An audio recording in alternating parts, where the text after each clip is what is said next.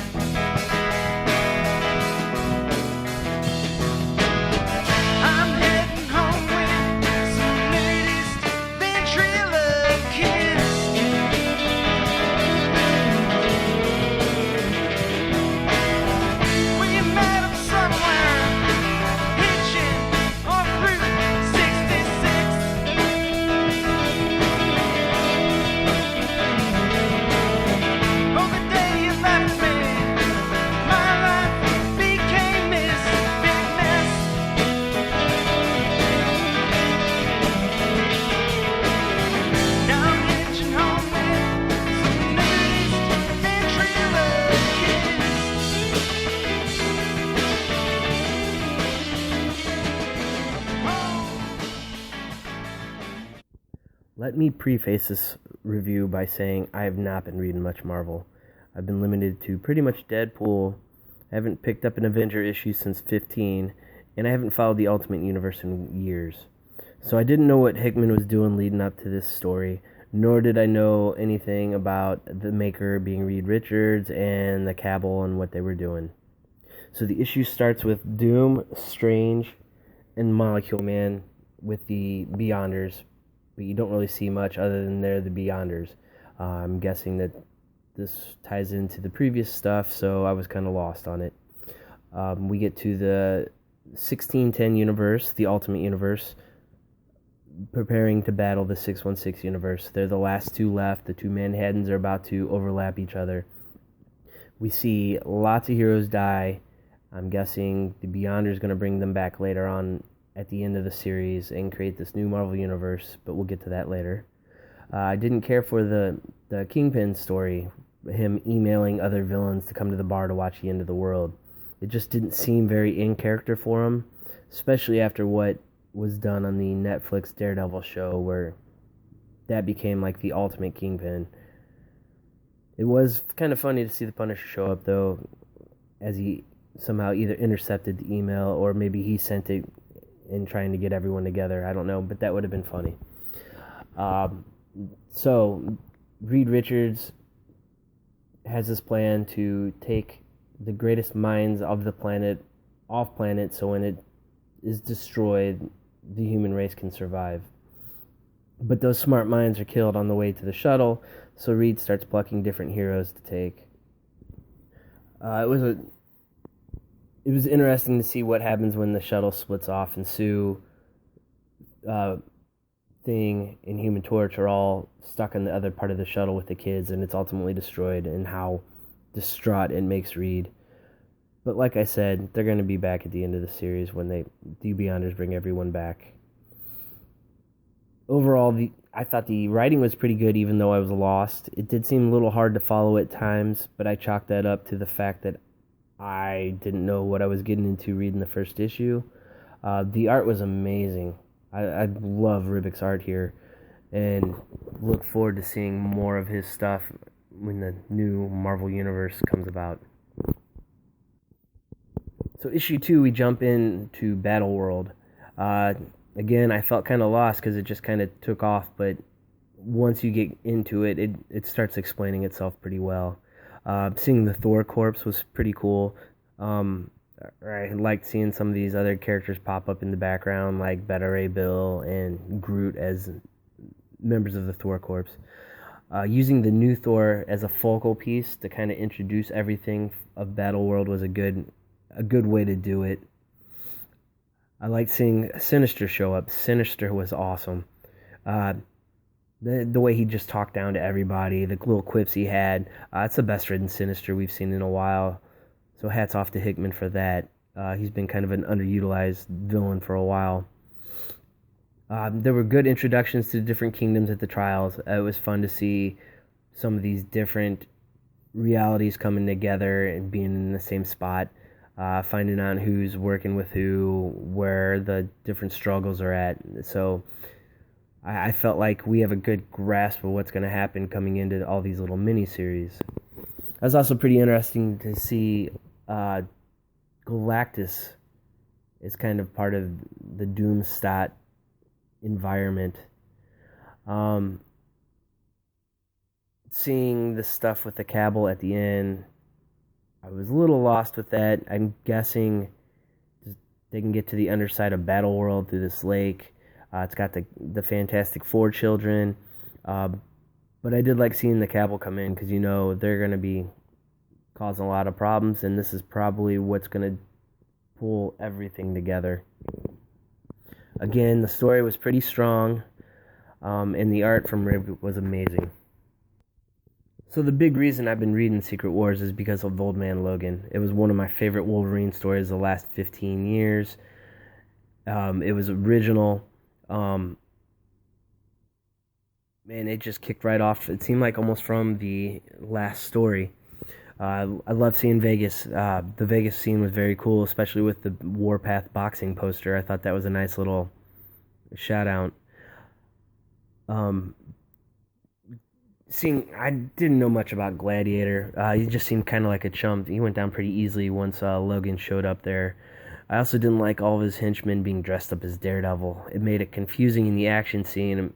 It almost seemed like Wolverine was just beating up one guy the whole time, but it was actually multiple henchmen.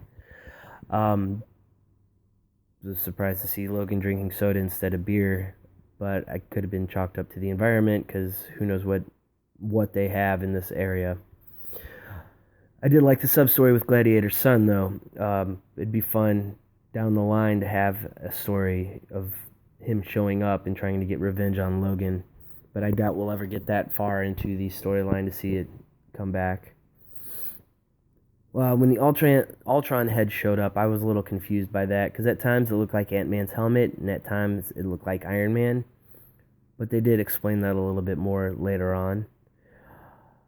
When Logan got home and was talking to Danny, I thought it was Danny Moonstar, not Luke Cage's and Jessica Jones's kid. It was a nice little throw out to them, though, since there's very few heroes left, and she's a legacy character, I guess. The Emma Frost stuff was a little confusing. I like the idea of the Punisher gang, but I guess she was dying the whole time and made Logan see that she wasn't. I mean, he could tell that she wasn't Jean Grey when he walked in, and that she was obviously doing stuff to his head, but he couldn't tell that she was dying the whole time. It just didn't make sense to me. The story also didn't say what region Logan was going to after he left Hammer Falls. He just climbed the wall. Makes me want to have the map of Battleworld in there every time, so it would have been a little easier to pinpoint, but I guess I can go online and find that. Overall, I thought it was a solid story from Bendis, and I really liked the art from Andrea Sorrentino. It was very gritty and fitting for the series, kind of what I expected from the last Old Man Logan based off that art. Next up was the Infinity Gauntlet. Didn't really say where this one was taking place like it did for Old Man Logan. I'm guessing it's one of the Manhattans, but it starts with this family. The focus of it is Anwin, the oldest daughter. And basically we see her sister, her father, and her grandfather. The mother's not around. She was a Nova, and she left to fight these giant bugs. Didn't really go into too much of that, but eventually, in the middle of a family dispute, the bugs show up and attack them. The family scatters. In the midst of it all, Anwin finds an Infinity Gem. I guess she wishes for her mother to be back, and all of a sudden her mother comes in and saves the day. The only tie to the Infinity Gauntlet series besides that one gem is Thanos is sitting there in the shadows watching it all with his own Infinity Gem. I was pretty disappointed in this story. I was expecting more of it from the original Infinity Gauntlet to somehow tie into it based off what we saw with Old Man Logan. But I'm going to stick with it. We'll see where it goes. I'm a Jerry Dugan fan, so it's definitely going to buy it time with him on there. I haven't read anything from Dustin Weaver, though, so I don't know what to expect. The art was decent. It could have been better. it's not, but art doesn't really impact my taste on the story unless it's like really bad. The dad did look like Michael from Lost to me, though. The final issue I read was Planet Hulk. So what we know from the beginning is it takes place in Greenland. It's ruled by Red Hawk. All the inhabitants are gamma-infused Hulks, and they don't like the Thors based off the battle early on in the story. After that, it jumps to the Coliseum, where we see Captain America winning the Battle Royale. He's partnered up with Devil Dinosaur. It makes for an interesting combo. The story is told from Cap's perspective, his thoughts, and it's also told from the TV feed, but it's the behind the camera stuff, seeing him telling him jump to this camera, get the crowd reaction. So it made for an interesting touch. I also like the fact that they brought on Arcade as the runner of the Coliseum. It fits with his persona pretty well. Cap takes Arcade inside the dinosaur's mouth and tries to find out where Bucky's at.